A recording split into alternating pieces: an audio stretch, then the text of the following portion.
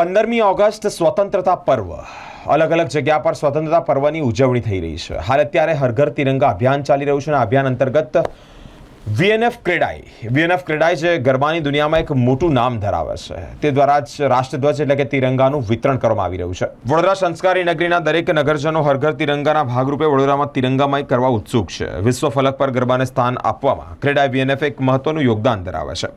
ક્રેડાઈ વીએનએફ દ્વારા જ એક રાષ્ટ્ર સમર્પિત કાર્યક્રમોમાં અગ્રેસર પણ રહ્યું છે। હર ઘર તિરંગાના ભાગરૂપે Laxminarayan club and resort, Sun Pharma road, CREDAI વીએનએફના આયોજકો તમામ મેમ્બરો દ્વારા કાર્યક્રમ માટે તિરંગાનું વિતરણ કરવામાં આવ્યું છે।